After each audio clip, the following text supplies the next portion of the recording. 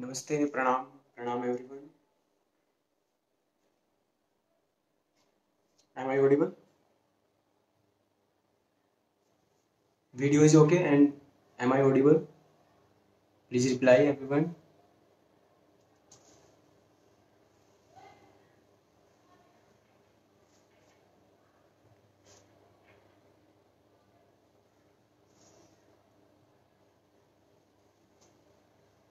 Okay, thank you. So,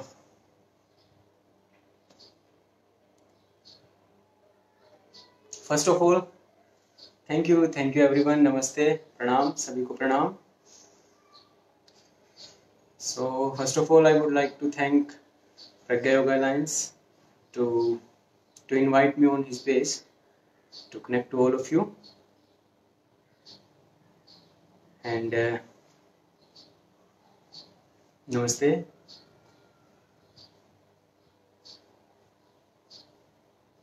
So, myself, Rupesh Kumar.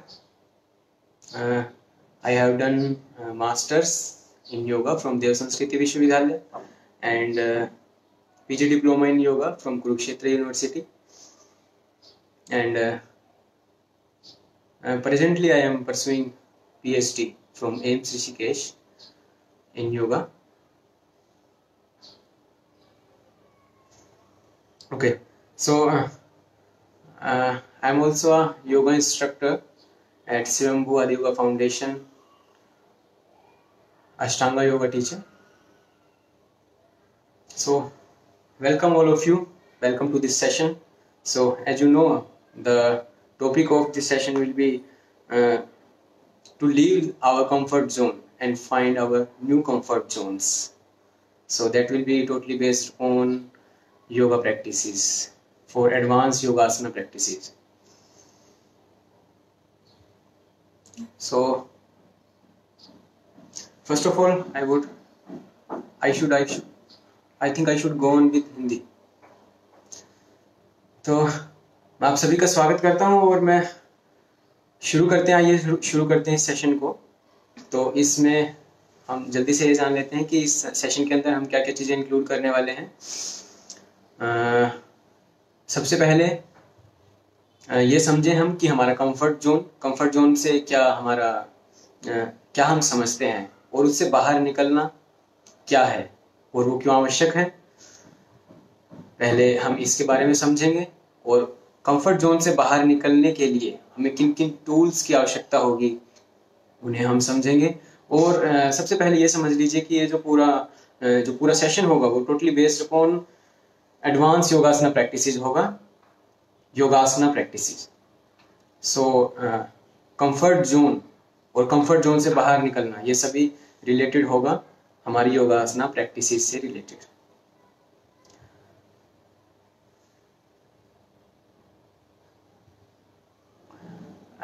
I am using mobile. I don't have laptop facility here. I am using mobile. So let's start. So let's understand. सबसे पहले हम ये समझते हैं कि comfort zone क्या है. Comfort zone जिसके अंदर जो आप जानते हैं, जो आपने अभी तक अपने एक्सपीरियंसेस से गेन किया है, जो आपने समझा है, जो आपके बिलीव्स हैं, जो आपके थॉट्स हैं, based upon your own experiences, that's your comfort zone. उन बिलीव्स, उन थॉट्स, उन अंडरस्टैंडिंग्स, उन एजुकेशन से आपने अपने चारों ओर एक अंडरस्टैंडिंग का दायरा बना लिया है. वो दायरा ऐसा है जिसके अंदर आप ये जानते हैं कि मैं ये कर सकता हूँ, मैं ये नहीं कर सकता हूँ. वो कुछ इस प्रकार का दायरा है. तो आप इस चीज़ को समझें कि जब तक हम कंफर्ट जोन में रहते हैं तब तक हम सेफ महसूस करते हैं अपने आप को. और जब भी हम उससे बाहर निकलने की कोशिश करते हैं तो एक थोड़ी झिझक हमें रहती है, क्योंकि हम जानते नहीं हैं कि इससे बाहर जो होगा वो क्या होगा. फर्ज कीजिए एक बिल्कुल छोटा बच्चा है जो कि अभी चलना नहीं जानता है, तो उसका कंफर्ट जोन इतना ही है कि वो बेड पर बैठा है, माँ की गोद में बैठा है, लेकिन जैसे जैसे वो धीरे चलता है, अपने कंफर्ट जोन से बाहर निकलने की कोशिश करता है, तो वो चलना सीखता है, वो खड़ा होना सीखता है, और जैसे जैसे वो आगे बढ़ता है अपने कंफर्ट जोन से बाहर निकलकर एक नया कंफर्ट जोन क्रिएट कर लेता है। वो चलता है, वो दौड़ता है। तो ठीक इसी प्रकार से ये एक एग्जाम्पल था कि हम कैसे समझें कि हर चीज हम अपने आप को कन्फाइंड नहीं कर सकते हैं। हमें हर चीज के लिए थोड़ा आगे बढ़ना होगा, अपनी डेवलपमेंट के लिए आगे बढ़ना होगा। तो उसके लिए हमें अपना सेफ जोन, अपना कंफर्ट जोन जो है उससे बाहर निकलना होगा। सो लेट्स अंडरस्टैंड क्या चीज आपको कंफर्ट जोन से बाहर निकलने से रोकती है। वो साइकोलॉजिकली भी हो सकता है, वो फिजिकली भी हो सकता है। तो फियर, साइकोलॉजिकली अगर हम समझे तो फियर कि मैं नहीं जानता कि ये कैसे होगा, या होगा तो मैं नहीं जानता कि मैं इसमें सक्सेसफुल हो पाऊंगा या नहीं हो पाऊंगा। तो बात सक्सेसफुल होने की नहीं है, बात एक्सपीरियंस की है। आप उससे बाहर निकलिए। अगर वो गलत भी होगा तो एटलीस्ट आपने ये तो जाना कि ये गलत है।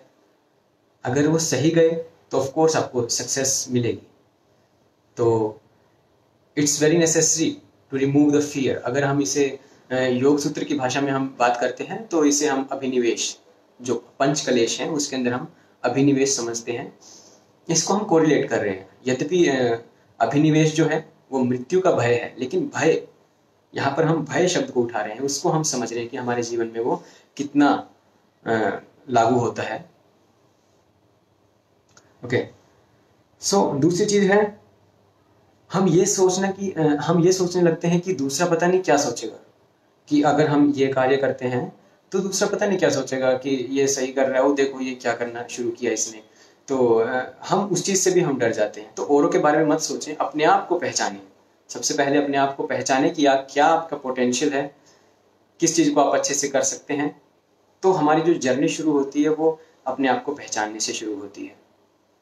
जितने भी आप महान लोगों को देखेंगे जो ऊंचे पदों पर गए हुए हैं, तो क्या आप समझते हैं, क्या आप सच में समझते हैं कि उन्हें औरों की बातों से कुछ फर्क पड़ता होगा? तो आपको स्व में स्थित होना सीखना चाहिए। अपने आप की कैपेबिलिटीज को पहचानिए और उन पर विश्वास कीजिए। तो इस तरह से हम अपने इन टूल्स के माध्यम से कंफर्ट जोन से बाहर निकल सकते हैं। एक नए कंफर्ट जोन के अंदर हम एंटर कर सकते हैं, या हम ये भी कह सकते हैं कि हम अपने कंफर्ट जोन के दायरे को बढ़ा रहे हैं। Okay, so more tools, guidance is very necessary.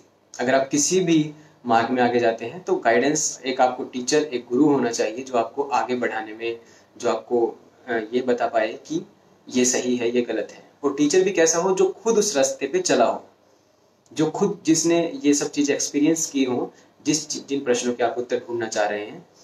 तो टीचर्स का जो है बहुत अधिक महत्व रहता है। एक और चीज आती है गलत ज्ञान होना। आप कोई चीज कर तो रहे हैं, मान लीजिए आप कोई भी आसन कर रहे हैं, सीधा आप समझिए कि आप मान लीजिए हैंडस्टैंड की प्रैक्टिस कर रहे हैं, लेकिन आपको ये नहीं पता कि कैसे करना है। बस आपको इतना पता है कि हैंडस्टैंड जो है हाथों पे खड़े होकर किया जाता है। तो आप कैसे उसे कर पाएंगे? आपको पता होना चाहिए कि हैंडस्टैंड करने के लिए किस किस चीज की आवश्यकता है। आपको बैलेंस बनाना है उसके अंदर, आपको बॉडी के मसल्स के ऊपर आपका कंट्रोल होना चाहिए, आपको परफेक्ट गाइडेंस पता होनी चाहिए। उसका फर्स्ट स्टेप क्या है, सेकंड स्टेप क्या है, थर्ड स्टेप क्या है, वो सब पता होना चाहिए। तो इस प्रकार से इन चीजों को समझकर ही आप आगे बढ़ सकते हैं। तो बस मैं यही कहना चाहूंगा कि अपने कंफर्ट जोन से बाहर निकलने का प्रयास कीजिए। उसके लिए आपको इन टूल्स की आवश्यकता होगी। किस चीज की? फियर को दूर करने की। दूसरा, औरों के बारे में सोचना कि और हमारे बारे में क्या सोचेंगे, ऐसा सोचना गलत है। आप सही रास्ते से, सही स्टेप वाइज आगे चलते रहिए। और तीसरा, गलत जानकारी अपने अंदर इकट्ठा ना करें। तो मेन टूल्स की अब हम बात कर लेते हैं। कोई भी आप योगा प्रैक्टिस शुरू करने जा रहे हैं, चाहे वो आसनों से संबंधित हो, चाहे प्राणायाम से संबंधित हो, चाहे किसी भी अन्य अभ्यास से संबंधित हो, तो उसके लिए जो आपको गांठ बांध लेनी है सबसे पहले, कि आपका गोल फिक्स होना चाहिए। आपको पहले जानना चाहिए कि मुझे क्या करना है। जैसे कि मैं एग्जांपल देता हूँ कि मुझे अपना पश्चिमोत्तानासन ठीक करना है, तो उसके लिए आपको सबसे पहले ये पता होना चाहिए कि पश्चिमोत्तानासन कैसे किया जाता है, उसका सही तरीका क्या है करने का, step by step, first step क्या होगा, सेकंड स्टेप क्या होगा, थर्ड स्टेप क्या होगा, इस तरीके से। और उसके बाद अपना गोल फिक्स करिए कि मुझे इस गोल तक पहुंचना है। वो आपके विवेक पर डिपेंड करेगा, उस सभी नॉलेज को जानकर। उसके बाद अपना टाइम फिक्स कीजिए। आपका टाइम जो योगाभ्यास के लिए जो बिल्कुल सही समय माना जाता है वो सुबह और शाम का समय, जिस समय की सूर्योदय और सूर्यास्त का समय जो होता है, मतलब सूर्योदय से पहले या सूर्योदय के आसपास का समय और सूर्यास्त के आसपास का समय। खाली पेट, जो आप सभी चीजें जानती हैं। और जिस चीज को भी आप, जिस अभ्यास को भी आप शुरू करने जा रहे हैं, तो ये भी आपके दिमाग में हमेशा रहना चाहिए कि सबसे पहले उसे शुरू करने से पहले आप जान लें कि ये चीज है क्या, उसके बारे में पूरी नॉलेज, थ्योरेटिकल नॉलेज इकट्ठी कर लें आप। क्योंकि कोई भी प्रैक्टिकल नॉलेज होती है वो थ्योरी बेस्ड ही होती है, उसके पीछे कोई ना कोई थ्योरी, कोई ना कोई प्रिंसिपल काम कर रहा होता है। तो उसको जानिए, उसके बाद अपने अभ्यास को शुरू कीजिए। आइए अब शुरू करते हैं। हमारा जो सेशन होगा उसके अंदर ये ध्यान रखिए कि हम शुरू में बेसिक्स पे बात करेंगे कि क्या क्या चीज़ें हमें ध्यान में रखनी चाहिए। उसके बाद आप कमेंट्स में मुझसे पूछ सकते हैं कि कौन सा अभ्यास करने के लिए, कौन सा योगासनों का अभ्यास करने के लिए मुझे किस स्टेप बाय स्टेप किस तरह से आगे बढ़ना चाहिए। तो शुरुआत कर लेते हैं। उसके बेसिक्स सबसे पहले समझ लीजिए कि अगर हमें योगासनों का अभ्यास शुरू करना है तो उसके लिए 3 रास्ते हैं, मतलब 3 तरीके हैं, 3 फील्ड्स हैं एक्चुअली मैं कहूँ तो। कि सबसे पहले कंपटीशन पॉइंट ऑफ व्यू से अगर आपको तैयारी करनी है, कंपटीशन के अकॉर्डिंग आपको अपने आसनों को और अधिक परफेक्ट करना है। दूसरा आपका नॉर्मल हेल्थ के लिए अगर आपको करना है, अपने आप को फिट रखने के लिए ही करना है। और तीसरा जो है आपको प्रोफेशनली अपने आप को ट्रेन करने के लिए करना है। तो वो जो भी आपका अभ्यास होगा वो इन फील्ड्स में से अगर है तो उसके अलग अलग रास्ते होंगे, उसमें किस प्रकार से आगे बढ़ा जाए। अगर आपका प्रोफेशनल है तो आपको एक सही इंस्टीट्यूट से ऐसी डिग्री चाहिए जो आप, जहाँ पर आपको प्रैक्टिकल नॉलेज भी दी जाए और डिग्री मतलब उसके पीछे की जो प्रिंसिपल्स, जो सिद्धांत हैं उसको भी आप समझ पाएँ। और कुछ इंस्टीट्यूट्स हैं जहाँ पर आप टीचर ट्रेनिंग कोर्सेज भी होते हैं, जहाँ पर कम समय में अधिक आपको practical knowledge with theoretical knowledge दी जाती है। मैं स्वयंभू आदि योगा फाउंडेशन में योगा इंस्ट्रक्टर हूँ, जहाँ पर हम सभी को ट्रेन करते हैं कि आप किस प्रकार से सीखें और किस प्रकार से सिखाएं। तो इस चीज़ का काफ़ी अधिक महत्व है कि अगर आप खुद किसी चीज़ को एक्सपीरियंस नहीं करेंगे तब तक आप किसी को सिखा नहीं सकते हैं। तो अपने आप के ऊपर, अपने शरीर पर उस चीज़ को अनुभव करना वो भी अधिक आवश्यक है। तो ये होगा प्रोफेशनल पॉइंट ऑफ व्यू से। अगर हेल्थ के पॉइंट ऑफ व्यू से करना है तो हमें उसके प्रिकॉशंस पता होने चाहिए, हमें स्टेप्स पता होने चाहिए कि फर्स्ट स्टेप क्या है, सेकंड स्टेप क्या है, थर्ड स्टेप क्या है, किस प्रकार से आगे बढ़ा जाए, क्या हमें डाइट रखनी चाहिए उस दौरान, क्या प्रिकॉशंस रखने चाहिए, ये सब चीज़ों का ध्यान रखना चाहिए। और तीसरा जो मेन फील्ड रहेगी जिसके ऊपर हमारा ये पूरा सेशन बेस्ड है वो रहेगा आपका कंपटीशन पॉइंट ऑफ व्यू से। तो कॉम्पिटिशन्स की अगर आपको तैयारी करनी है, कॉम्पिटिशन्स के अकॉर्डिंग आप अपने आप को अपने अगर तैयार करना है तो उसके अनुसार आपका अभ्यास का रास्ता अलग रहेगा। तो उसके लिए भी सबसे पहले आप जान लीजिए कि एज के अकॉर्डिंग अलग अलग होगा वो। कि अगर एक 5 से 10 साल का जो बच्चा है उसका बॉडी टाइप अलग है, 10 से ऊपर 10 से 15 साल तक के बच्चे का बॉडी टाइप अलग है। उसके बाद 15 से आगे बॉडी डेवलप होनी शुरू हो जाती है, मसल्स अधिक बिल्डअप होनी शुरू हो जाती है, या हम कहें कि स्टिफ होनी शुरू हो जाती है। क्योंकि बचपन में जो है हमारा कफ प्रधान रहता है, या फिर हम अगर मॉडर्न साइंस के अकॉर्डिंग बात करें तो फैट की जो परसेंटेज है वो हमारी बॉडी के अंदर ज़्यादा रहती है बच्चों में। तो फैट जो है वो हमारी फ्लेक्सिबिलिटी के अंदर काफ़ी अधिक काम करता है। फ्लेक्सिबिलिटी में जिसका फैट आपने देखा होगा कि जो लोग मोटे हैं, या मोटे का मतलब कि ज़्यादा मोटे नहीं बल्कि एक सही जिनका शरीर है, सुडौल शरीर है, मसल्स अधिक नहीं है बल्कि फैट थोड़ा है, तो आपने देखा होगा कि उनकी बॉडी में फ्लेक्सिबिलिटी कुछ ज़्यादा रहती है। आम इंसान की अपेक्षा। वहीं पे आपने देखा होगा कि जो लोग बिल्कुल पतले दुबले होते हैं, बिल्कुल ही पतले दुबले, जिनका वात प्रधान शरीर होता है, तो ऐसे ऐसे लोगों को उस अभ्यास को करने के लिए, उस आसन अभ्यास में उस स्टेज तक पहुंचने में ज़्यादा समय लग जाएगा बजाय कि उन लोगों के जिनके शरीर में फैट की मात्रा अधिक है। तो बॉडी टाइप को समझना आवश्यक है, एज को समझना आवश्यक है। एक बचपन में जो जैसा बच्चा अभ्यास करता है वैसा अभ्यास एक युवा अवस्था के इंसान के लिए नहीं हो सकता है, उसके कुछ अलग स्टेप से जाना पड़ेगा। डाइट का आपको अलग ध्यान रखना पड़ेगा। इसके अलावा बात हम अब इसको भी कंपटीशन के पॉइंट ऑफ व्यू से भी अगर हम बात कर लेते हैं तो इसको भी हम 3 पार्ट्स में बांटते हैं, beginners, intermediate and advance practitioners. So सब फर्स्ट ऑफ ऑल बिगिनर्स की बात मैं करता हूँ कि जो भी बिगिनर है, जो भी इंसान चाह रहा है, जो भी व्यक्ति चाहता है कि वो योग के अंदर योगासनों में कॉम्पिटिशन्स की तैयारी करना चाहता है, तो उसे सबसे पहले एक परफेक्ट गाइड की ज़रूरत है जो कि उसे सिखा सके, और ऐसा गाइड जो खुद उस रास्ते पर चला हो, जिसने खुद कॉम्पिटिशन्स को फेस किया हो, तो ऐसे कोच को आप चुनिए। दूसरा, बिगिनर्स के लिए जैसे कि आप जानते हैं कि हमारे जो लाइफस्टाइल हो गया वो काफ़ी सेडेंट्री हो गया है, तो हमारे जो जॉइंट्स हैं वो स्टिफ हो रहे हैं। हाँ, हम उतना फिजिकल वर्कआउट नहीं कर रहे हैं जितना कि हमारे जो पूर्वज करते थे, तो बैठे रहने की वजह से हमारे जॉइंट्स काफ़ी स्टिफ हो गए हैं। तो उसके लिए शुरुआत अपने बॉडी को समझकर उसकी शुरुआत आप सूक्ष्म व्यायाम से कर सकते हैं। सूक्ष्म व्यायाम यूट्यूब पर भी इजीली अवेलेबल है, या आसन प्राणायाम मुद्रा बंध, जिसके जो पवन मुक्त आसना सीरीज 1 नाम से आपको उस बुक के अंदर मिलेंगे, तो जो कि सिंपल जॉइंट लूजनिंग एक्सरसाइजेज हैं, जिससे कि आप अपनी बॉडी को लूज कर सकें, उसके स्टिफनेस को धीरे धीरे कम कर सकें। और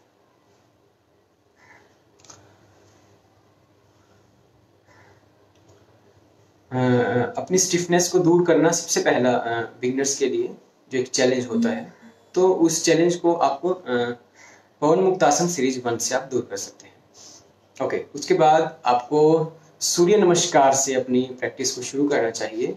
और अगर आप पूरी तरह से कंपटीशन पॉइंट ऑफ व्यू से ही जा रहे हैं, तो आपको जो वार्म अप का जो आपका तरीका होगा, ध्यान रख लीजिए कि फिर आप योगासनों को उस तरीके से मत देखिए जिस तरीके से जो उसका वास्तविक स्वरूप है, क्योंकि वास्तविक स्वरूप उसका केवल अध्यात्म है। अगर आपको कंपटीशन पॉइंट ऑफ व्यू से जाना है तो आपको उसकी तैयारी ठीक उसी तरीके से करनी होगी जिस तरह से एक स्पोर्ट्समैन अपने स्पोर्ट्स को, अपने खेल में आगे प्रवीण होने के लिए अपनी जो एक्सरसाइजेस करता है। तो आपको वार्म अप होना जरूरी है। सबसे पहले वार्म अप होइए। जैसे बिगिनर्स है तो वो तो of course joint loosening practice ही उसके लिए काफ़ी है, और धीरे धीरे उसको वार्म अप करना है, तो वार्म अप उसको शुरू करना होगा सूर्य नमस्कार से। सूर्य नमस्कार अच्छा माध्यम है पूरे शरीर को, सभी मसल्स को खोलने का। और उसके अलावा प्रज्ञा योग व्यायाम, उसको भी आप कर सकते हैं प्रज्ञा योगा अलायंस में, जो कि इस पर ही है, जो कि हमने सीखा है। प्रज्ञा योग व्यायाम जो है वो देव संस्कृति विश्वविद्यालय में के जो कुल गुरु हैं पंडित श्री राम शर्माचार्य, उनके द्वारा दिया गया है। तो उसके अंदर 16 आसन होते हैं जो कि पूरी बॉडी से रिलेटेड हैं, जिसमें forward bending, backward bending, twisting और इस टाइप के सभी आसनों का जो एक मिक्स एक्सरसाइज आप कह सकते हैं। तो इस प्रकार से आप शुरू कर सकते हैं। लेकिन एक चीज़ का ध्यान रखिए कि आपको हमेशा एक टीचर की आवश्यकता रहेगी। एक अच्छा टीचर आपके पास हमेशा होना चाहिए। शुरुआत जब भी आप करते हैं तो आप एक अच्छे टीचर के साथ करिए, क्योंकि वो आपको बताएंगे कि ये चीज़ नहीं करनी है, क्योंकि जो चीज़ नहीं करनी है उसको जानना अधिक आवश्यक है। क्योंकि अगर आप वो करते हैं, इस तरह कि मैं आपको सिंपली कहूँ कि हैंडस्टैंड की मुझे प्रैक्टिस करनी है और मैं सीधा ही हैंडस्टैंड करने लगूँ दीवार के साथ, तो I think that's not the proper way to do. तो उसके लिए आपको सबसे पहले स्ट्रेंथ बिल्डअप करनी होगी। आपको अपनी बॉडी को चेक करना होगा कि आपकी मसल्स क्या इतनी कैपेबल हैं कि आप अपनी पूरी बॉडी को अपने ऊपर उठा सकें। उसके लिए क्या क्या और अदर प्रैक्टिसेस करनी चाहिए, तो उन चीज़ों को ध्यान में रखें। तो बिगिनर्स के लिए यही है कि आपको पवन मुक्तासन सीरीज 1 उसके बाद सूर्य नमस्कार, प्रज्ञा योग व्यायाम, जो कि आप प्रज्ञा योग अलायंस में भी सीख सकते हैं। इनसे आपको शुरुआत करनी चाहिए। अब बात कर लेते हैं इंटरमीडिएट्स की। तो जो इंटरमीडिएट प्रैक्टिशनर्स हैं, तो वो प्रैक्टिशनर्स हैं जिनका बेसिक क्लियर हो चुका है, जो जानते हैं कि ये नहीं करना है और जिनकी बॉडी थोड़ी फ्लेक्सिबल हो चुकी है। अब उन्हें जो बेसिक्स जो थे आसनों के, जो बेसिक आसन थे, उनमें करने में उनको अधिक जोर नहीं आता या बहुत अधिक परिश्रम नहीं करना पड़ता, उसके लिए अधिक परिश्रम नहीं करना पड़ता। तो उसके लिए उस व्यक्ति को अब इंटरमीडिएट प्रैक्टिसेस करनी चाहिए। तो इंटरमीडिएट में अगर आपको करना है तो ऐसे समय में प्रैक्टिशनर के लिए बहुत ज़रूरी है कि वो अपनी जो भी आपकी प्रैक्टिसेस हैं उसके अंदर आप बेसिक्स में परफेक्शन पाने के बाद अंडर बॉडी को अंडरस्टैंड कीजिए कि किस प्रकार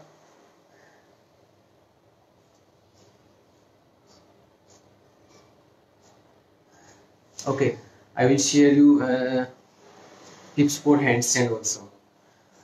okay, just two more minutes.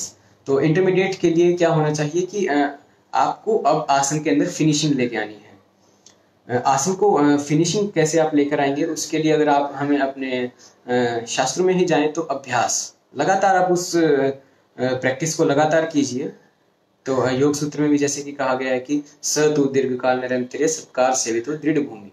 तो आपका जो अभ्यास होना चाहिए वो दीर्घकाल लंबे समय के लिए चलना चाहिए। सत्कार सेवितो, आपके मन में उसके प्रति श्रद्धा होनी चाहिए और वो लगातार किया जाना चाहिए वो अभ्यास। तो ये एक बहुत ही महत्वपूर्ण टूल है अपने अभ्यास को आगे बढ़ाने के लिए। और इसके बाद जो एडवांस प्रैक्टिशनर है उसके लिए अब उसको जो चीज़ें ध्यान रखनी है वो केवल इतनी ही ध्यान रखनी है कि अपनी लिमिट्स को क्रॉस ना करें, अपनी बॉडी को इतना अधिक मोड़े तोड़े नहीं जिससे कि आपको इंजरी होने का डर रहे। तो इस प्रकार से आप एक बिगिनर, इंटरमीडिएट और एक एडवांस प्रैक्टिशनर अपनी प्रैक्टिसेस को आगे बढ़ा सकता है। तो now I am inviting all of you, if you have any queries related to any asanas, कि किस आसन को कैसे किया जाना चाहिए, किसी उसकी स्टार्टिंग कैसे करनी चाहिए, किसी आसन को इम्प्रूव कैसे किया जाए, अगर ऐसी कोई भी क्वेरीज हैं तो आप मुझसे पूछ सकते हैं। तो फर्स्ट ऑफ ऑल हैंडस्टैंड, अगर आपको हैंडस्टैंड के लिए तैयारी करनी है तो सबसे पहले ये समझिए कि हैंडस्टैंड केवल इतना नहीं है कि आप हाथ पर खड़े हो जाएं, पाँव पर कर लें। सबसे पहले आपके अंदर स्ट्रेंथ उतनी होनी चाहिए। अगर आपको ये लगता है कि आपके अंदर स्ट्रेंथ कम है तो आप सबसे पहले अष्टांग विन्यासा, सन सैल्यूटेशन ए और बी का अभ्यास करें, क्योंकि उसके अंदर जो है आपकी स्ट्रेंथ इंप्रूव होती है। या फिर आप पुशअप्स कर सकते हैं, जो भी एक्सरसाइजेज हैं जिससे कि आपकी शोल्डर्स जो हैं आपके बिल्डअप हो, तो उसके माध्यम से आप अपनी स्ट्रेंथ को गेन करें। उसके बाद आप हैंडस्टैंड की प्रैक्टिस करेंगे। और हैंडस्टैंड के लिए एक चीज ध्यान रखिए कि क्योंकि बैलेंसिंग पोस्चर है तो हमेशा एक बंदे को अपने साथ रखिए जो आपको सपोर्ट कर सके। तो मैं आपको हैंडस्टैंड करके दिखाता हूँ। Okay, how to improve deep back bending. Okay, after this handstand practice. तो हैंडस्टैंड प्रैक्टिस के लिए फर्स्ट ऑफ ऑल मैंने आपको बताया कि अपनी स्ट्रेंथ को बिल्डअप करिए। पुशअप्स आप कर सकते हैं, सन सैल्यूटेशन ए बी अष्टांग विन्यासा पे बेस्ड हैं, उनको आप कर सकते हैं। और इसके अलावा जब भी आप हैंडस्टैंड कर रहे हैं तो ध्यान रखिए कि उससे पहले आप बकासन की तैयारी कीजिए। बकासन, अपने कोहनियों को इस तरीके से आप मोड़ सकते हैं, अपने घुटनों को यहाँ पर कंधों में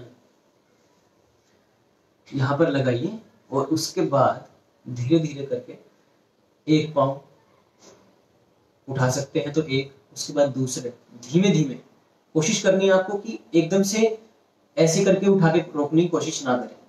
एक एक करके आपने एक पाँव उठाया, फिर आपने कोशिश की दूसरा पाँव उठाने की, और धीरे धीरे टाइम आएगा कि आप अपने आप उठा पाएंगे। ठीक है, उसके बाद आपको कोशिश करनी, शुरुआत में आप इस तरीके से करेंगे कि आपकी कोहनियां जो हैं वो मुड़ी होगी यहाँ से, हाथ से। तो उसके बाद आपको कोशिश करनी है कि उस कोहनी को सीधा करें। जैसे ही आप सीधा करेंगे तो पूरा जो आपका जो आपकी एब्डोमेन मसल्स हैं और आपकी जो बैक मसल्स हैं वो यूज होंगी। तो वो जो मसल्स हैं आपको पूरा हेल्प करेंगी हैंडस्टैंड में ऊपर जाने के लिए। तो इस प्रकार से आप बकासन करेंगे जिससे कि आपकी शोल्डर्स की भी स्टेबिलिटी इंप्रूव होगी और आपकी बैक और एब्डोमेन की जो स्ट्रेंथ है मसल्स में आपकी एम्पावर होंगी। तो उसके बाद आपको क्या करना है, आपको किसी भी एक व्यक्ति की सपोर्ट लेनी है। उसके बाद आपको सबसे पहले ये जान लीजिए कि जब हैंडस्टैंड करेंगे तो आपको वेट जो है हाथ पर रखना है। यहां से हैंडस्टैंड नहीं होगा। अगर आप यहां से जंप करेंगे तो इस प्रकार से हैंडस्टैंड नहीं होगा। तो सबसे पहले आपको हाथों पर आना है। आपको वेट इस प्रकार से डिस्ट्रीब्यूट हो जाए कि हाफ इधर हाफ इधर, आधा हाथ के इधर आधा हाथ के उधर। तो यहाँ पर आने के बाद आपके पाँव बिल्कुल ढीले हो जाएंगे, आप महसूस कर पाएंगे। लेकिन ये प्रैक्टिस बकासन के बाद है। उसके बाद आपको फिर से बकासन की तरह ही अपने पाँव को उठाना है और इस प्रकार से कोशिश करनी है उठाने की, और फिर आप दोनों भी उठा पाएंगे। इस तरह से लगातार कोशिश कीजिए। और दूसरा जो उसका एक और तरीका है जो आप कर सकते हैं, आप किसी भी दीवार के साथ खड़े हो जाइए यहाँ पर, और किसी भी एक दूसरे बंदे को साथ में लेकर जो आपके पाँव को उठाकर दीवार पर लगा सके। तो जैसे ही आपने जंप किया तो दीवार पर पाँव लगा और आपने यहाँ पर रोका। अब आपको लगातार क्या प्रैक्टिस करनी है, इस चीज को ध्यान रखिए कि इसके अंदर हम लगातार क्या प्रैक्टिस करेंगे। दीवार के साथ जैसे आपका पाँव लगा हुआ है, ये दो पाँव है, एक आपने हटाया, कोशिश करनी है दूसरे को धीरे धीरे हटाने की, इस तरीके से। तो इस तरीके से आप जो है धीरे धीरे ही आप जो बॉडी इंटेलिजेंस है वो समझ जाएगी कि वेट को किस प्रकार से हाथों पे डिस्ट्रीब्यूट करना है, कि कितना हाथ के उधर कितना हाथ के इधर रहेगा। तो इस प्रकार से आप अपनी हैंडस्टैंड की प्रैक्टिस को इम्प्रूव कर सकते हैं दीवार के साथ। तो इसमें यह ध्यान रखना है कि आपको दीवार के इस साइड वापस नहीं उतरना है। जितना कि आपकी स्ट्रेंथ है उतनी ज्यादा देर तक रोकिए और दीवार के साथ दोनों पाँव लगाइए पहले, फिर एक हटाइए, फिर दूसरा ऐसे ऐसे करके हटाना है। एक टाइम आएगा कि दोनों पाँव हट जाएंगे और आप रोकने लगेंगे, जैसे 1 सेकंड 2 सेकंड 3 सेकंड पर, फिर वापस गिरे तो दीवार की साइड ही गिरे। मैं आपको एक बार डेमोन्स्ट्रेट भी कर देता हूँ। जैसे कि आप दीवार के साथ गए, अब आपने दोनों पाँव लगाए, आप शायद देख नहीं पा रहे हैं तो मैं इसको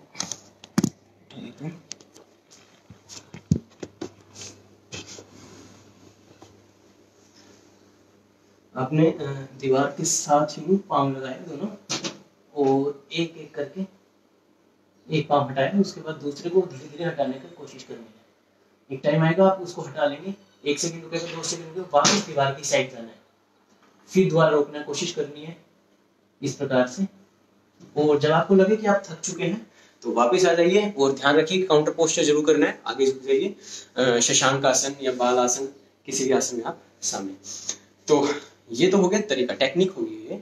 और दूसरी चीज अब जो इसमें काम करेगी, अगर आपको हैंडस्टैंड सीखना है तो लगातार उसको करिए। मैं अपना एक्सपीरियंस आपको बताता हूँ कि जब मैं हैंडस्टैंड सीख रहा था तो हैंडस्टैंड करते हुए मैं जिस तरह से ये हैंडस्टैंड कर रहा हूँ तो नीचे बुक रखी होती थी और मैं उसको पढ़ भी रहा होता था और हैंडस्टैंड भी कर रहा होता था।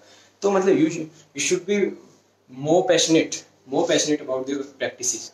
तो इस प्रकार से आप हैंडस्टैंड कर सकते हैं। How to improve deep back bending. Okay, अब ये समझिए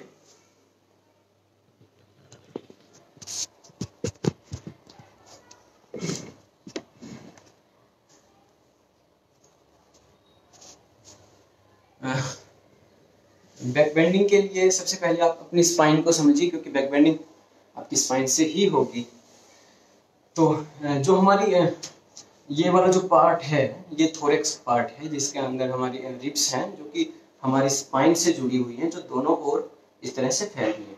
तो ध्यान रखिए कि जो ज्यादातर हमारी जो बेंडिंग होती है वो हमारे लंबर पोर्शन से होती है, इस पोर्शन से। जो भी आपका यहाँ पर बेंड होगा, मान लीजिए मैं आपको एग्जांपल देता हूँ, उष्ट्रासन करके दिखाता हूँ। अब आप देखेंगे कि मैं जहां से मुड़ रहा हूँ वो पार्ट ये है, ना कि मैं यहाँ से मुड़ रहा हूँ। हालांकि मैं यहाँ से मुड़ सकता हूँ पर इतना ज्यादा नहीं मुड़ पाऊंगा। तो सबसे पहले लंबर से, तो लंबर से ही आप शुरुआत कर सकते हैं। तो दूसरी चीज, एक जो सबसे ज्यादा लोगों को प्रॉब्लम आती है हैंड बैक बेंडिंग के अंदर, कि केवल इतना जरूरी नहीं, केवल इतना ही आवश्यक नहीं है कि आप केवल अपनी कमर को ही मोड़ दें तो बैक बेंडिंग हो जाएगी। उसके साथ जो आपकी पाँव की जो मसल्स हैं, ये सामने की जो मसल्स है, थाइस की मसल्स हैं, तो इनका काफी मेजर रोल रहता है आपकी बैक बेंडिंग में। क्योंकि जब भी आप बैक बेंडिंग करते हैं तो आप ध्यान दीजिए, अपनी बॉडी को समझने का प्रयास कीजिए। जब भी आप कर रहे हैं तो केवल यहाँ पर ही खिंचाव नहीं आ रहा है, जोर नहीं आ रहा है, आप देखेंगे यहाँ पर भी खिंचाव आएगा। जब आप आसन करेंगे तो आपकी थाइस पर भी खिंचाव आएगा।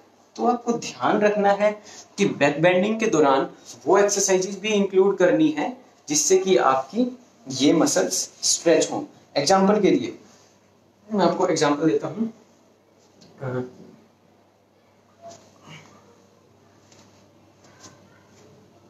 आपने कपोतासन किया, मैं कपोतासन कर रहा हूँ, एक सेकंड।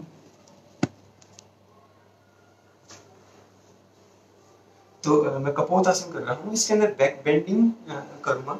तो जरूरी है कि ये जब हम पाँव मोड़ेंगे तो आप देखें कि बैक बेंडिंग करते हुए इस जगह पर भी खिंचाव आ रहा है। तो जरूरी है कि आप केवल इसकी बेंडिंग को ना खोलें, इसके साथ साथ इस पाँव की जो स्ट्रेच है, जो आपकी क्वाड्रिसेप्स मसल्स हैं, उनको भी आप स्ट्रेच करें। तो आप यहाँ पर पाएंगे कि यहाँ पर भी स्ट्रेच हो रहा है।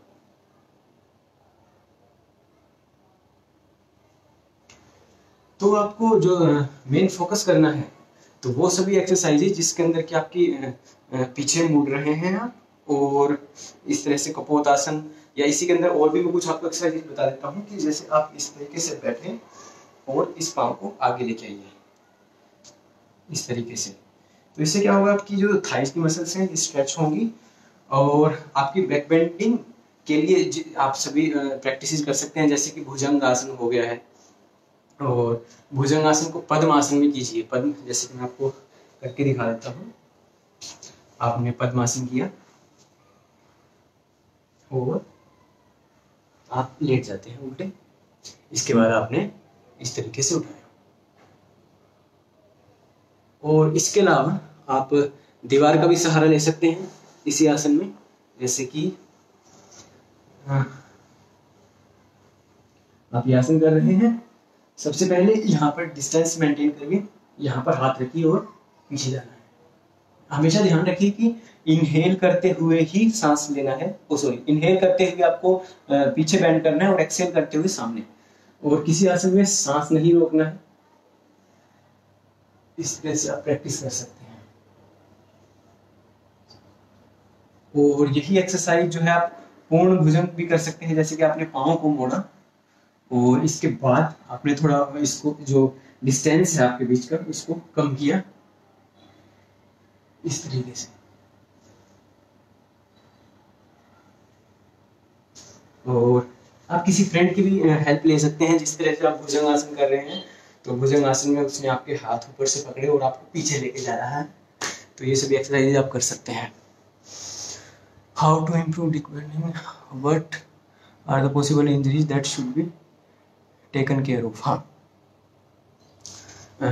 कौन सी चीज़ों का आप ध्यान रखें जिससे कि आप इंजरी से बच सकें। तो आपको हमेशा ध्यान रखना है कि पेशेंस आपके अंदर होना चाहिए। जैसे कि हठ योग में हम बात करते हैं तो वहाँ पर साधक तत्वों की जो है साधक तत्वों की चर्चा आती है। उत्साहात, साहसात, धैर्यात, तत्वज्ञानात, निश्चयात, जनसंग परित्यागात, षड्वीर्योगो प्रसिद्धेति। तो उसके अंदर एक धैर्य का भी वर्णन आता है। तो आपको अंदर धैर्य होना चाहिए, आपको स्टेप बाय स्टेप आगे जाना है। सबसे पहले ये चीज को ध्यान रखिए कि आपको एकदम से चंचलता नहीं बरतनी है किसी भी, कि मैं एकदम से इस आसन को कर दूं। ठीक है, एक चीज मैं आपको बहुत ही इंपॉर्टेंट बता देता हूँ कि इंजरी का जो कारण होता है वो क्या होता है। सभी ये तो देख लेते हैं कि इसका परफेक्ट जो एक्चुअल पोस्चर है वो किस तरीके से है, लेकिन वो क्या करते हैं कि वो सोचते हैं कि इसी को ही हमें करना है पूरा। जैसे कि मैं आपको कहूँ, एग्जाम्पल के लिए मैंने आपको पश्चिमोत्तानासन में आपको करके दिखाता हूँ। पश्चिमोत्तान, तो इसको मैंने कोशिश की कि पूरा फ्लैट कर दिया, लेकिन एक जो प्रैक्टिशनर जो शुरुआत करने वाला है अभी, तो वो इतनी जल्दी से इस स्टेज पर नहीं पहुंच पाएगा। तो उसके लिए बहुत जरूरी है कि वो धीरे धीरे आगे जाए। तो इसके लिए आपको क्या करना होगा कि पश्चिमोत्तानासन के लिए यहाँ से आपने पकड़ा, कमर को सीधी रखिए, बस इस तरह से आगे जाइए, यहीं पर रोकिए, धैर्य रखिए, इस प्रैक्टिस को बार बार करिए, बार बार करिए, यहीं पर रोकिए जब आपको लग रहा है, लेकिन इस तरीके से आगे नहीं जाना है, दैट कैन इंजर यू। तो आपको जो ध्यान रखना है, वो ध्यान रखने वाली बात यही है कि आप बहुत अधिक फोर्स ना करें खुद को, गलत टेक्निक से ना करें। तो पहली चीज जो ध्यान रखनी है कि एक परफेक्ट टीचर के पास ही आप जाकर अभ्यास को करें। और दूसरा ये कि कभी अगर आप टीचर नहीं भी है तो आप बहुत अधिक फोर्स अपने आप को ना करें किसी भी चीज के लिए। धीरे धीरे मतलब बॉडी से, अपनी बॉडी से प्यार कीजिए, उससे लड़ाई मत कीजिए। जब आप उससे लड़ाई करेंगे तो of course you are going to be injured.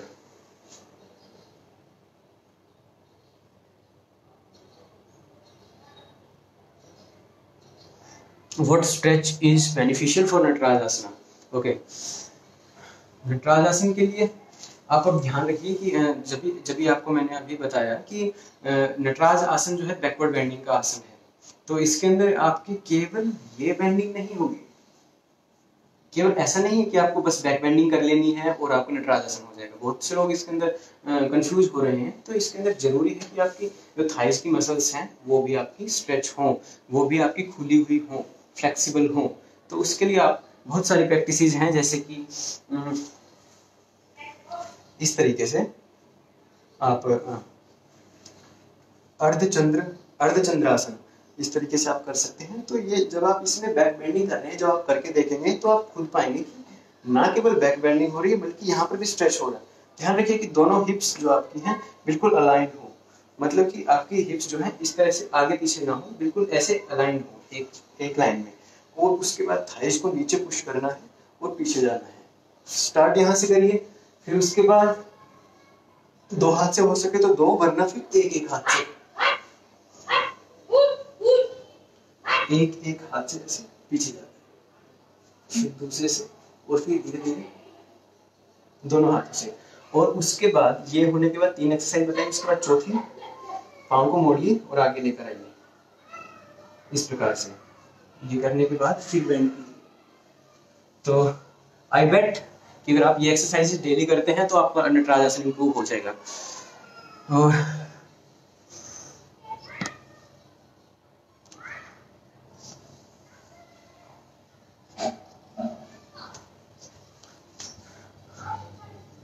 My favourite advance asana is of course handstand.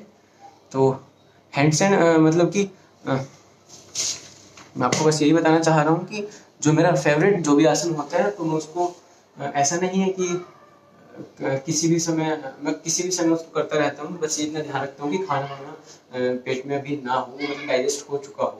तो हैंड स्टैंड में करता रहता हूँ, कभी भी करता रहता हूँ। तो उसके अंदर जो मैं चीज़ें ध्यान रखता हूँ, जैसे कि हैंड स्टैंड में मैं इसको टर्न कर देता हूँ। हैंड स्टैंड के अंदर मैंने अपनी कुछ प्रैक्टिस डेवलप की हैं हैंड स्टैंड होने के बाद। जैसे कि आपने हैंड स्टैंड किया, उसके बाद अगर आपको बैक को टाइट करना है, बैक को स्ट्रेंथन करना है, तो आप इस प्रकार से करके पाँव को ऊपर नीचे कर सकते हैं और साइक्लिंग कर सकते हैं। इस प्रकार की प्रैक्टिस मैं करता रहता हूँ।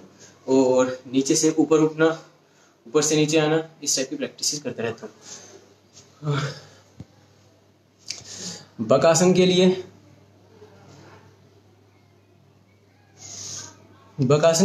प्रैक्टिस देखिए कि बकासन जब आप करते हैं तो सबसे पहले ध्यान रखिए कि अपने हाथों को यहाँ पर स्टेबल करिए।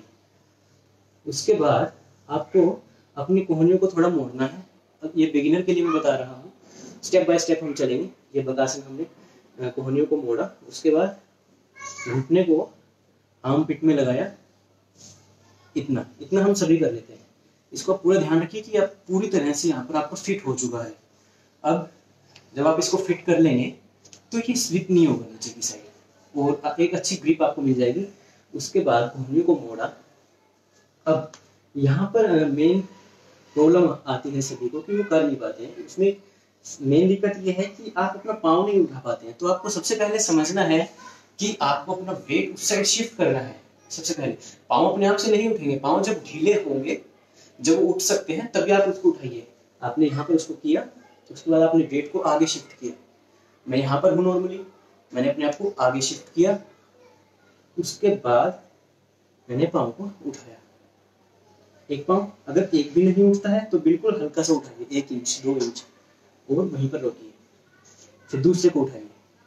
इससे क्या होगा, अगर आपके शोल्डर्स में आपकी जो हाथ की जो मसल्स हैं उसके अंदर स्ट्रेंथ नहीं है, तो सबसे पहले स्ट्रेंथ बिल्डअप होगी। उसके बाद अगर स्ट्रेंथ बिल्डअप हो जाएगी तो धीरे धीरे बॉडी इंटेलिजेंस से आपको पता चल जाएगा कि जो हमारा बकासन है किस जगह पर वो बैलेंस होगा। तो मुझे पता चल जा रहा है, प्रैक्टिस इतनी हो चुकी है कि मैं सीधा यहाँ पर जाऊंगा और उठा दूंगा। और आपको क्या करना होगा कि आपको पता चलेगा कि बैलेंस यहाँ पर बनेगा। उसके बाद एक पाँव उठाना है, उसके बाद दूसरा पाँव उठाना है। नहीं हो रहा है तो बिल्कुल हैंड स्टैंड के तरीके से ही लगातार इसकी प्रैक्टिस कीजिए। पाँव को हटाना है, अगर फिर गिरे तो फिर नीचे लगा दिया, फिर उठाना है, पहले बैलेंस क्रिएट करना है, फिर उठाना है। ध्यान रखिए इसके अंदर जो मेन जो प्रॉब्लम सभी को होती है वो आप बैलेंस क्रिएट नहीं करते हैं। पहले सबसे पहले बैलेंस क्रिएट कीजिए, हाथ के दोनों ओर आपका बैलेंस इक्वली डिस्ट्रीब्यूटेड हो, तब आप पाँव को उठाइए।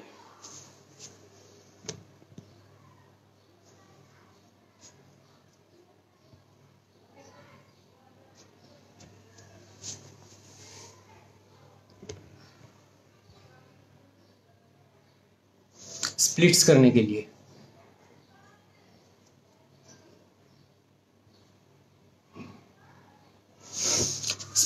के लिए क्या प्रैक्टिस प्लान होनी चाहिए। देखिए, स्प्लिट अगर आपको करना है तो सबसे पहले मैं आपको एग्जांपल दे रहा हूँ कि आपको मान लीजिए भ्रू नमन आसन करना है।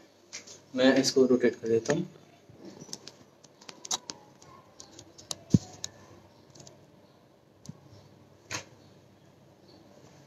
अगर आपको भ्रू नमन आसन करना है तो सबसे पहले आप इसके अंदर ये समझिए कि आपकी कौन कौन सी मसल्स यूज होने वाली हैं, और फिर उन मसल्स पे काम करना चाहिए। कि जैसे मैंने भ्रू नमन आसन किया तो सबसे पहली बात ये कि आपको अपना ट्रेनर आपके पास होना चाहिए। मैंने भ्रू आसन किया तो इसके अंदर मैंने देखा कि सबसे ज्यादा जो खिंचाव है वो इस एरिया में आ रहा है, जो पाँव का ये वाला जो एरिया है इसके अंदर ज्यादा खिंचाव आ रहा है, और दूसरा फिर कमर में ज्यादा खिंचाव आ रहा है। तो इसके लिए आपको क्या करना है, हिप ओपनिंग एक्सरसाइजेज, पाँव को खोलने वाली एक्सरसाइजेज, और कमर फॉरवर्ड बेंडिंग की सभी एक्सरसाइजेज आपको करनी है। तो सबसे पहले आप स्टार्ट कर सकते हैं, अगर आप बिल्कुल बिगिनर हैं तो आप इससे बटरफ्लाई से आप स्टार्ट कर सकते हैं। उसके बाद एक बहुत ही महत्वपूर्ण अभ्यास मैं आपको दिखाऊंगा।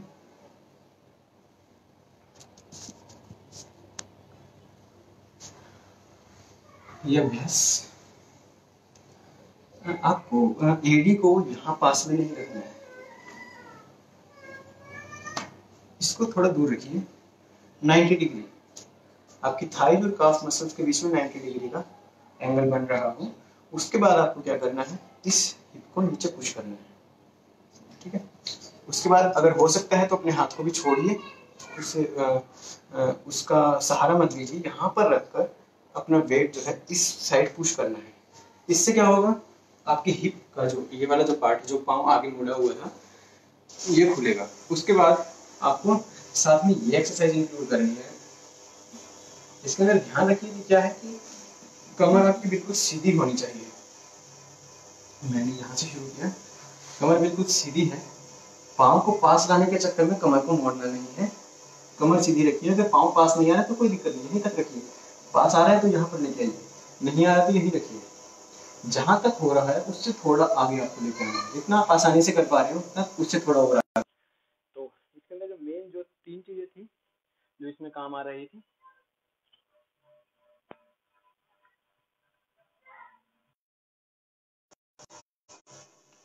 तो जो इसमें मेन चीज जो काम आ रही थी वो थी आपकी हिप्स ओपनिंग, साथ में पाँव की स्ट्रेचिंग, और उसके साथ में आपकी फॉरवर्ड बेंडिंग। तो इसी के साथ आपकी फॉरवर्ड बेंडिंग और स्ट्रेचिंग दोनों हो रही है, ठीक है। और हिप जॉइंट भी, उसकी भी एक्सरसाइज हो चुकी है। इसके अलावा आप इसको जैसे आपने इस तरीके से किया, इसका पाँव को घुटने को नीचे लेके जाइए। ध्यान रखिए कि अब इसे पुश नीचे करना है, इसे इस तरीके से। तो ये होगा इस पाँव को पीछे खोलने के लिए, और आगे वाले के लिए इसको धीरे धीरे आगे लेकर जाइए और इस प्रकार से आगे और पीछे, दोनों आपको एक्सरसाइजेज करनी है, आगे के लिए भी और पीछे के लिए भी। धीरे धीरे आप बिल्कुल आराम से अपनी पाँव को खोल पाएंगे। और शुरुआत में आप यहाँ से भी शुरू कर सकते हैं। मान लीजिए आप यहाँ तक ही कर पा रहे हैं, तो उसके बाद आपको बॉडी वेट जो है सामने की साइड लेके आना है, पीछे की साइड नहीं गिरना है, थोड़ा सामने की ओर लेकर आइए और इस प्रकार से आपको करना है। और कोई प्रश्न?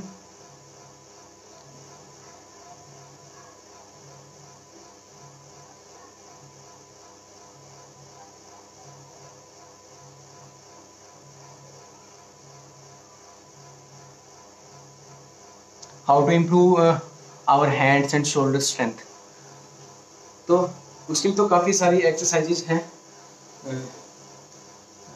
सन salutation A, sun salutation B आप कर सकते हैं कि उससे आपको काफ़ी ज़्यादा बेनिफिट होने वाला है। आप मेरी वीडियोज यूट्यूब पर yoga Rupesh, just type yoga Rupesh and you can see I have recently added two videos there, sun salutation A and B. अगर आप डेली उनकी प्रैक्टिस करते हैं तो ऑफ कोर्स आपकी हैंड की जो स्ट्रेंथ है, जो आर्म्स की स्ट्रेंथ है, वो बिल्कुल इम्प्रूव होंगी। साथ में आप पुशअप्स कर सकते हैं। और जैसे कि मैं आपको सन सैल्यूटेशन का ही मैं एग्जांपल दे रहा हूँ, उसका एक बीच से एक पार्ट उठा रहा हूँ कि आपने ये डाउनवर्ड फेसिंग डॉग किया, ओके। इसके बाद आप इसी के अंदर अपने दोनों हाथों को मिलाइए और कमर को बिल्कुल सीधा रखिए और बिल्कुल ऐसे नीचे जाइए। इस तरह की एक्सरसाइज आप ऐड कर सकते हैं। साथ में ये दंडासन, दंडासन आप कर सकते हैं, लैंग पोज कर सकते हैं। और इसके अलावा पुशअप्स आप कर सकते हैं।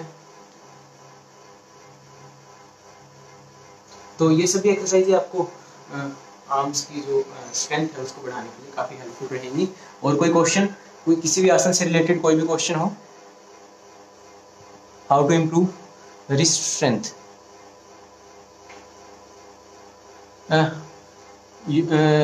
यूट्यूब पे योगा रुपेश, YOGARUPESH, योगा रुपेश आप सर्च कर सकते हैं। तो सन सैल्यूटेशन ए और बी की आपको वीडियोस मिलेंगी।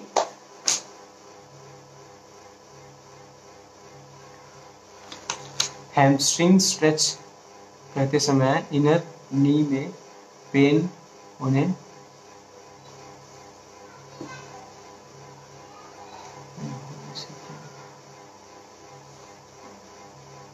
सबसे पहले मैं रिस्ट वाला आपको एक्सरसाइजेज बता देता हूँ कि रिस्ट के लिए आपको क्या करना है। आप डंबल्स का यूज कर सकते हैं। जैसे कि फॉर एग्जांपल, यदि आप कोई भी चीज़ आपने रखी है, यहाँ पर आपने यहाँ पर कुछ चीज़ रखी हुई है, उसके ऊपर आपने अपने हाथ को रखा, हाथ में डंबल लिया और उससे लगातार इस तरीके से उसकी एक्सरसाइज कीजिए। मतलब आपके हाथ में वेट भी होगा, आपको वेट को भी बियर करना है, साथ में एक्सरसाइज भी करनी है। तो जब आप इस तरीके से कर रहे हैं तो आपकी ये मसल कॉन्ट्रैक्ट हो रही है और ये स्ट्रेच हो रही है। जब इसको नीचे कर रहे हैं तो ये स्ट्रेच हो रही है और ये कॉन्ट्रैक्ट हो रही है। तो इससे आपको क्या होगा कि ये वाला जो पूरा पोर्शन है, यहाँ की स्ट्रेंथ बिल्डअप होगी। ये वाली एक्सरसाइज आप कर सकते हैं। इसके अलावा उस जो जॉइंट है आपको वो स्टिफ ना हो, तो उसके लिए आप इस प्रकार से उसकी रोटेशंस ये कर सकते हैं।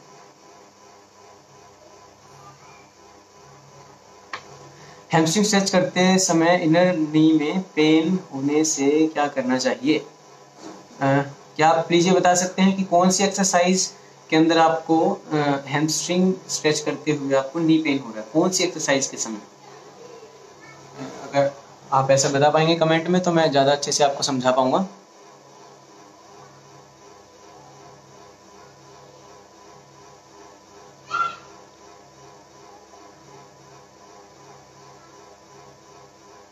और कोई प्रश्न आपका?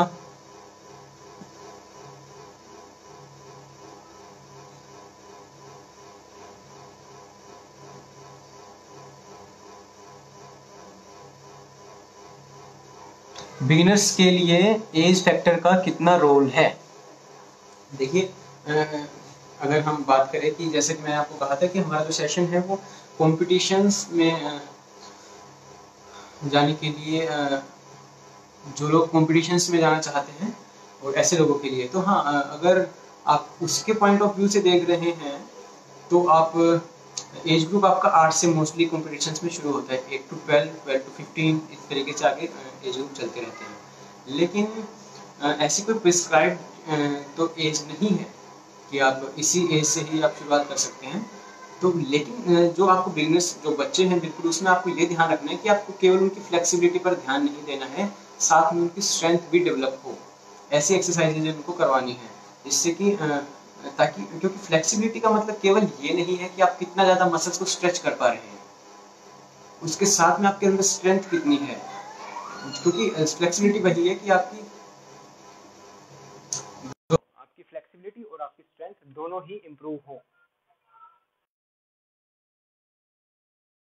तो आप एज जो है, आप 5-6 साल के बच्चे को भी शुरुआत कर सकते हैं, लेकिन एक परफेक्ट गाइड के अंडर ही आप उसको करवाएं, वरना 8 साल से कंपटीशन शुरू होते हैं। 8 साल का बच्चा आसनों का अभ्यास को शुरू कर सकता है, वरना ऐसी कोई एज तो है नहीं, क्योंकि ये डिपेंड करता है कि बॉडी टाइप, जैसे कि अब जो बच्चा है उसकी बॉडी टाइप अलग होगी, उसके बॉडी में फैट अधिक होगा, उसकी बॉडी फ्लेक्सिबल अधिक होगी, तो उसके लिए आप उसको सिंपल से आसन, जिससे कि ज़्यादा हार्म भी ना हो, बैक बेंडिंग, फॉरवर्ड बेंडिंग, आप उसको सब करवा सकते हैं, लेकिन अधिक नहीं करवाना है, ताकि धीरे धीरे, क्योंकि आसन करने से आपकी स्ट्रेंथ भी बिल्डअप होती है, तो आप उसको 5-6 की उम्र में आप शुरू करवा सकते हैं। लेकिन ध्यान बस यही रखना है कि जो भी बच्चा है वो उस चीज़ को करने में कैपेबल तो है, और उसके अधिक फोर्स नहीं करना है उसको। और कोई प्रश्न?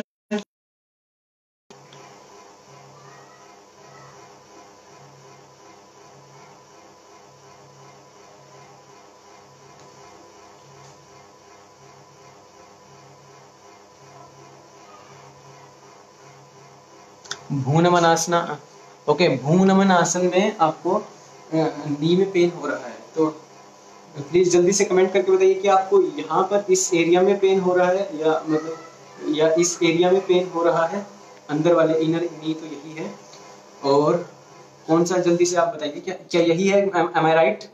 क्या इस एरिया में आपको पेन हो रहा है?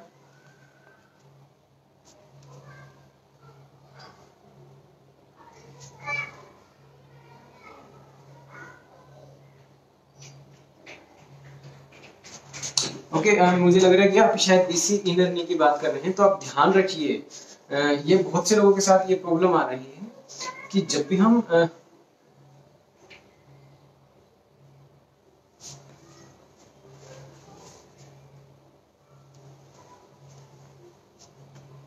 ओके ओके, तो ध्यान रखिए, इसमें क्या हम करते हैं मेनली,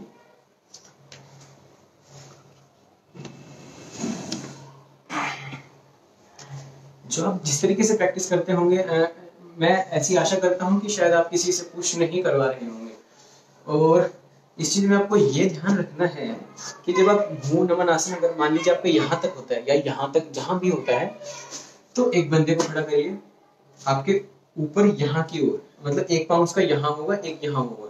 ऐसा नहीं करना है कि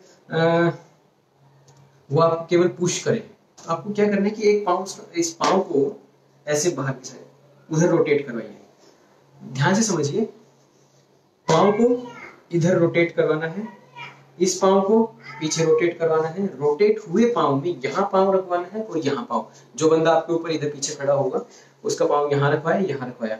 अब इससे क्या होगा, इसके बाद आपको आगे पुश करना है। इससे क्या होता है कि जब वो पाँव नहीं रखेगा तो आप पाँव आपका ऐसे मुड़ जाता है आगे, है ना, तो आगे मुड़ने से क्या होता है कि ये इस जगह पर दबाव पड़ता है, पाँव का जो ये एरिया है इस तरीके से, तो नी इस तरीके से नीचे पुश होता है, तो उससे क्या होता है कि जो आपका ये आपका पाँव है, ये आपका सीधा पाँव है मान लीजिए, तो वो अंदर की साइड इस तरीके से, ये आपका घुटना है, अंदर की साइड मुड़ जाता है। तो आपको क्या करना है कि ध्यान रखिए कि पाँव को सबसे पहले पीछे की साइड इस तरह से मुड़वाइए, उसके बाद यहाँ पाँव रखवाइए ताकि वो वापस आगे की ओर ना गिर सके। उसके बाद आप जितना बेंड कर सकते हैं आगे, ये तो आपके हाथ आगे आगे होंगे, उसका पाँव यहाँ पे रखा होगा जो बंदा आपके ऊपर होगा, और इस तरीके से आपको करना है। ठीक है, तो ध्यान रखिए कि जो उसका पाँव रखा होगा तो आपके घुटने के इधर की ओर रखा होगा, घुटने की इधर और मत रखिए, क्योंकि फिर इधर रखेंगे तो फिर प्रेशर आएगा और आपका घुटना आगे की साइड पुश होगा। तो घुटने को आगे की ओर पुश नहीं करना है, केवल आपको हिप्स की रोटेशन पे ध्यान देना है। यहाँ पर रोटेशन होगी, जहाँ पाँव रखवाए और आपने इस तरीके से आगे होंगे। तो मैं होप करता हूँ कि आप इसी तरीके से आगे इसको अभ्यास को करेंगे।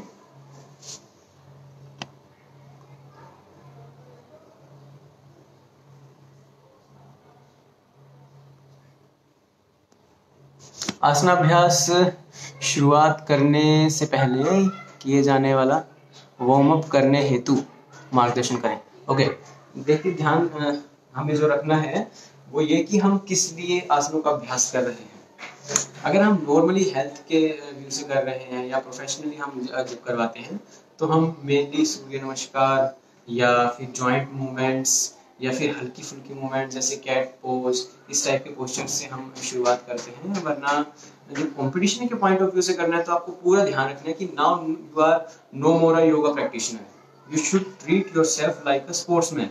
तो जिस तरीके से स्पोर्ट्समैन अपने शरीर को वार्म अप करता है, ठीक उसी तरीके से जैसे कि मैं जो सिंपली अपनी शुरुआत करता हूँ कॉम्पिटिशन्स के लिए, जब भी मुझे तैयारी करनी होती है या कॉम्पिटिशन्स के आसनों की जो मुझे तैयारी करनी होती है, तो सबसे पहले मैं जंपिंग से स्टार्ट करता हूँ। जंपिंग से जो बॉडी है क्विकली वार्म अप हो जाती है। उसके बाद आप सभी जॉइंट्स की मूवमेंट जैसे कि नेक मूवमेंट्स हो गई हैं और आर्म्स की मूवमेंट्स हो गई हैं इस तरीके से, और ट्विस्टिंग हो गई है, फिर फॉरवर्ड बेंडिंग हो गई है, बैकवर्ड हो गई है। तो इस तरीके से I think it is ideal way to start the warm up. जिस तरीके से कि आप सबसे पहले आप जंपिंग कीजिए, उसके बाद आप अपनी सारी जॉइंट्स की एक्सरसाइजेज कीजिए और उसके अंदर आपकी जो सभी प्रकार की एक्सरसाइजेज इंक्लूड होनी चाहिए, जैसे forward bending, backward bending, twisting, sideward bending, inverted posture. तो उसके बाद आपकी बॉडी जो है बहुत ही अच्छे से योगासन के लिए कंपटीशन के पॉइंट ऑफ व्यू से तैयार हो जाएगी।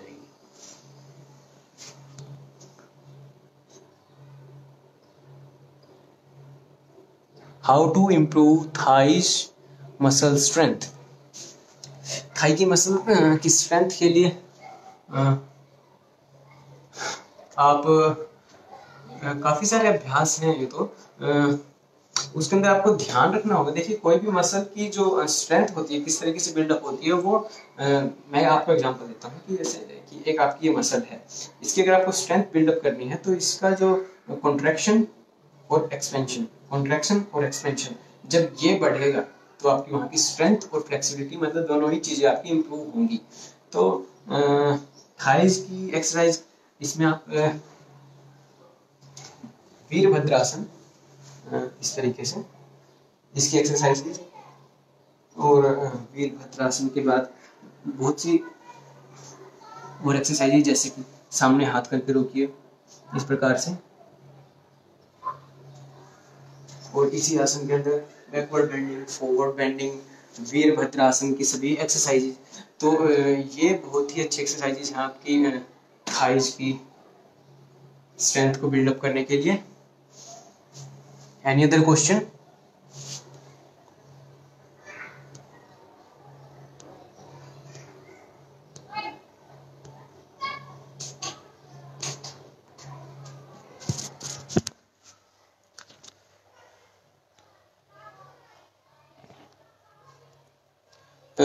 अगर आपका कोई भी और प्रश्न हो तो जल्दी से आप पूछ सकते हैं, उसके बाद हम अपने सेशन को फिर खत्म करेंगे।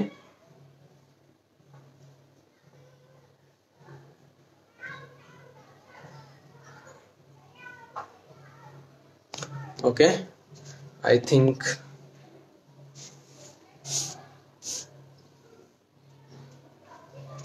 नी स्ट्रेंथ को इम्प्रूव करने के लिए क्या क्या प्रैक्टिसेस की जा सकती हैं।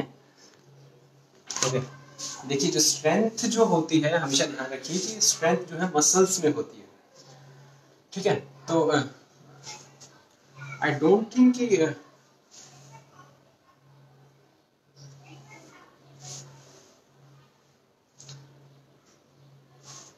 ओके, आई डोंट थिंक कि आपकी जो जॉइंट होती है उसकी स्ट्रेंथ जॉइंट से या बोन से नहीं होती, हड्डी से नहीं होती, बल्कि उसकी जो मसल्स जो उसके साथ अटैच्ड हैं उसको मूव करवाने के लिए, तो वहाँ उनमें आपकी स्ट्रेंथ होती है। तो अगर आपको नी की मैं समझ नहीं पा रहा हूँ कि आपको नी की स्ट्रेंथ कैसे बिल्डअप होगी, क्योंकि शीर्षासना की टेक्निक। ओके, इसके बाद तो नी की स्ट्रेंथ मतलब आप यही समझना चाह रहे हैं कि जो लेग की स्ट्रेंथ, ये तो नहीं कहना चाह रहे हैं आप?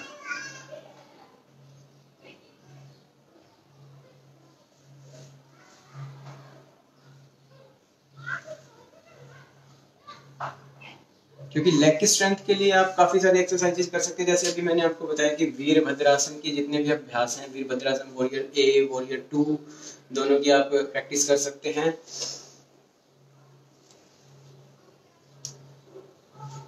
जो भी इस प्रकार के मैंने अभ्यास आपको बताए थे, ये वाला अभ्यास पीछे बैंड भी कर सकते हैं या यहीं पर होल्ड कर सकते हैं, या वॉरियर 2 ये वाला अभ्यास भी आप कर सकते हैं। इसके अलावा आप अगर पाँव की जो आपको स्ट्रेंथ बढ़ानी है तो आप लेट करके साइक्लिंग या उत्तान आसन, बस पाँव को आप लेटे हुए हैं और पाँव को बस इस तरीके से रोकना है। और इसके अलावा आप साइक्लिंग भी कर सकते हैं। तो इन सभी से आपकी जो है पाँव की स्ट्रेंथ बढ़ेगी। इसके शीर्षासन की टेक्निक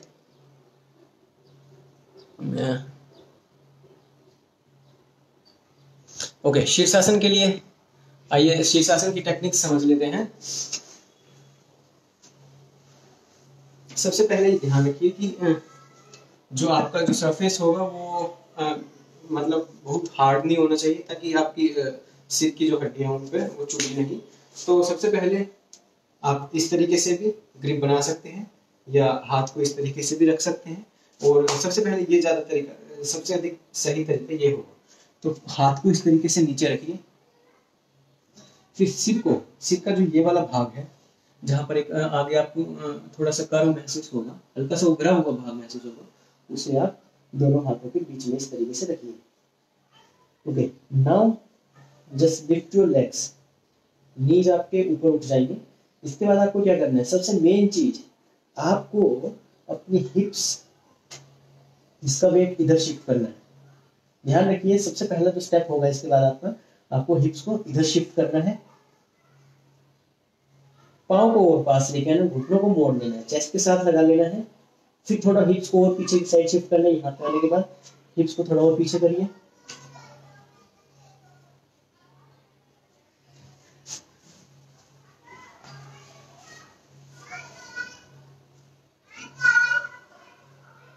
इसके बाद जब आप वेट पूरा शिफ्ट हो चुके, बैलेंस हो चुके हैं, इसके बाद आप एक एक करके पाँव को उठाइए। और कुछ लोग इतना नहीं कर पाते हैं, तो हल्का सा जंप, बिल्कुल हल्का सा जंप इस तरीके से आप कर सकते हैं। तो वरना आप केवल बॉडी को इधर शिफ्ट किए, उसके बाद अपने आप आपका पाँव उठना शुरू होगा। यहाँ से शुरुआत कीजिए, फिर आपको यहाँ पर ही रोकना है। ध्यान रखिए, आपको एकदम से शीर्षासन नहीं लगाना है, धीरे धीरे करके पाँव को, दोनों पाँव को एक एक करके ऊपर उठाना है। यहाँ पर पाँव आने के बाद उसको वहीं पर रोकिए, पाँव को वहीं पर रोकिए।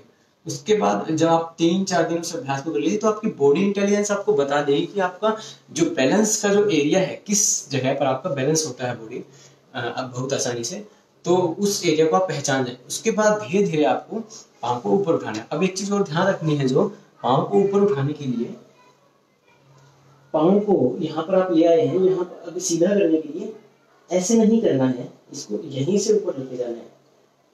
अगर आप इस तरीके से देखेंगे तो वेट आपका इधर जाएगा ना, आप गिर सकते हैं। तो यहाँ पर आने के बाद पंजे को सीधा ऊपर खींच कर ले जाइए, पाँव सीधा ऊपर, एक पाँव लेके जाइए बिल्कुल धीरे धीरे, फिर दूसरा पाँव लेके जाइए। इस तरीके से आप आसन को होल्ड कर सकते हैं। ओके,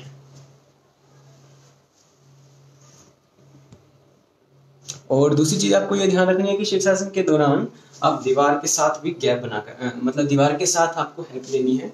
दीवार अगर ये है तो दीवार से करीब इतना 1 फुट का आपको डिस्टेंस बना के रखना है। बिल्कुल दीवार के सट के भी नहीं लगाना, क्योंकि जैसे आप पाँव उठाएंगे तो आपका बॉडी वेट उधर की ओर शिफ्ट होगा, और दीवार जो है आपको बॉडी को उधर शिफ्ट होने नहीं देगी। तो आप उठा नहीं पाएंगे। तो इतना वेट आपको बिल्कुल जो डिस्टेंस है मेंटेन करके रखना है उसके पाँव को उठाने, क्योंकि बॉडी उधर की साइड शिफ्ट होगी। Okay, any other question?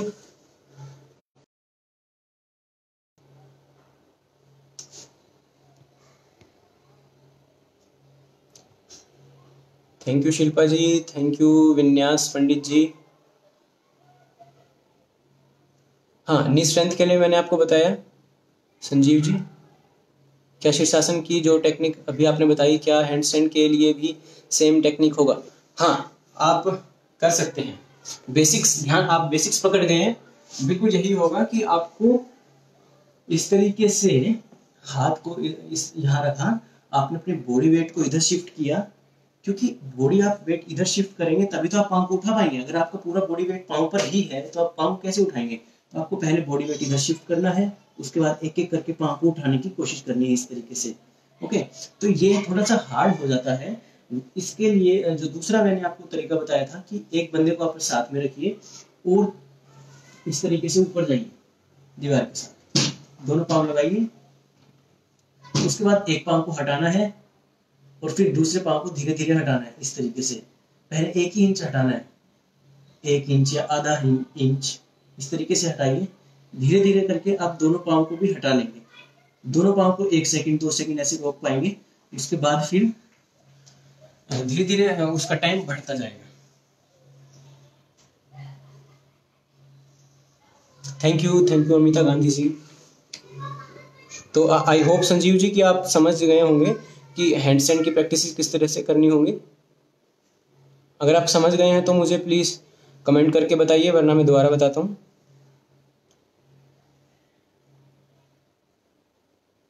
Back bending के लिए दिनेश जी मैंने आपको बैक बेंडिंग के लिए मैंने आपको बताया कि मेन जो 2 जगह पे हमें काम करना होगा कि ना केवल हमें बैक मसल्स पर बल्कि हमें थाई मसल की भी फ्लेक्सिबिलिटी को हमें बढ़ाना होगा। तो जितने भी बैकवर्ड बेंडिंग के पोस्चर्स हैं followed by forward bending. Counter posture का हमेशा ध्यान रखिए, केवल लगातार बैक बेंडिंग नहीं करते जाना है, इससे आपको हार्म हो सकता है, ध्यान रखिए। तो बैकवर्ड बेंडिंग के जस्ट बाद फॉरवर्ड बेंडिंग करिए। अगर आप 2 मिनट बैकवर्ड बेंडिंग कर रहे हैं तो उसके बाद आपको फॉरवर्ड बेंडिंग करनी है। मान लीजिए आप 1 मिनट बैकवर्ड बेंडिंग की प्रैक्टिस करते हैं तो 1 मिनट फॉरवर्ड बेंडिंग की भी प्रैक्टिस करिए। ओके संजीव जी, आप जैसे आप बता रहे हैं कि आप के हेल्प करने वाला कोई नहीं है, तो ऐसे में अगर आपके पास इतनी बॉडी में इतने, क्योंकि मैं आपको जानता नहीं हूँ पर्सनली, तो पर्सनली मैं आपको नहीं जानता हूँ, तो किस तरीके से आपकी मतलब बॉडी किस तरीके से है, तो अगर आपको इतनी स्ट्रेंथ है कि आप दोनों पाँव को दीवार के साथ या पेड़ के साथ ऐसे फेंक कर यहाँ रोक सकते हैं, जैसे कि यहाँ, तो अगर आप इतना जंप करके ऊपर जा सकते हैं तो आप इस तरीके से इस प्रैक्टिस को कर सकते हैं। एक पाँव को हटाया, उसके बाद दूसरे को थोड़ा थोड़ा करके हटाना है। क्योंकि अभी मैं जो कर रहा हूँ तो आपको दिख रहा हो कि ये बॉडी जो मेरी स्टेबल है, वरना जो शुरुआत करेगा उसके साथ क्या होगा कि वो इस हिलेगा, उसे पता नहीं होगा कि बॉडी इधर वेट करना है या किधर वेट करना है। तो इस तरीके से करने से दीवार के साथ आपका बॉडी के अंदर इंटेलिजेंस डेवलप होती है कि इस आसन के अंदर कहाँ पर मुझे बैलेंस को होल्ड करना है।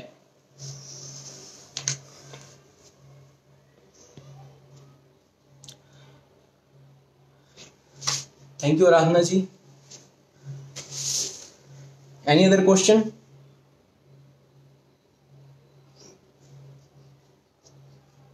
I think I have covered almost all the questions. None is left.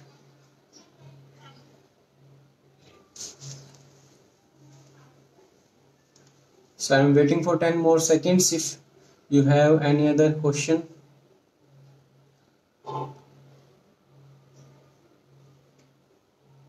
Okay, ठीक है संजीव जी, तो आप अगर इतना कर पाते हैं तो आई एम श्योर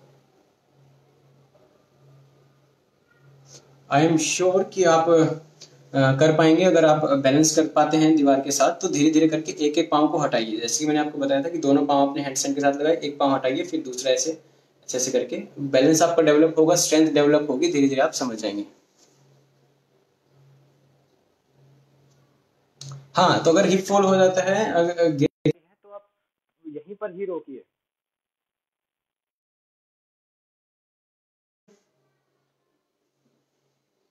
पाँव को आप मत हटाइए संजीव जी, बस यहीं पर ही रोकिए। उसके बाद स्ट्रेंथ डेवलप होगी, उसके बाद एक एक करके पाँव को हटाना है। Okay, thank you everyone. I hope you have enjoyed the session. So at last, okay अंत में बस आपको मैं यही कहना चाहूँगा कि आप सेफली हर प्रैक्टिस को कीजिए, एक अच्छे योगा ट्रेनर के साथ समझिए, उसके साथ सीखिए, और ऐसे ट्रेनर को आप अपना गुरु बनाइए जो खुद उसको एक्सपीरियंस कर चुका हो। तो शीर्षासना के लिए age limit, age mainly depend करता है कि वो जो इंसान जो करना चाह रहा है शीर्षासन, वो कितना उसके अंदर स्ट्रेंथ है, कितनी इंड्योरेंस है, वो कितना फिट है। अगर किसी प्रकार की किसी बीमारी से अगर वो ग्रस्त है, जैसे कि अपर कोई प्रॉब्लम या किसी भी प्रकार की प्रॉब्लम है, तो उससे पहले आपको कंसल्ट कर लेना चाहिए एक अच्छे टीचर से। कॉन्स्टिपेशन के लिए आप लघु शंख प्रक्षालन कर सकते हैं किसी भी एक अच्छे ट्रेनर के पास जाकर, उसके सेंटर पर जाकर, या प्रज्ञा योगा अलायंस में जाकर, या स्वयंभू आदि योगा फाउंडेशन ऋषिकेश में, यहाँ पर भी हम काफ़ी सारे अभ्यास करवाते हैं। तो आप किसी भी इंस्टीट्यूट को ज्वाइन कर सकते हैं, तो वहाँ पर आप लघु शंख प्रक्षालन आपको करवाया जा सकता है, जिससे कि आपको कॉन्स्टिपेशन में काफ़ी बेनिफिट होगा। Okay, so thank you everyone, thank you. So I hope you would have joined this, you would have enjoyed this session, and I hope we will meet again. So thank you everyone, thank you, pranam.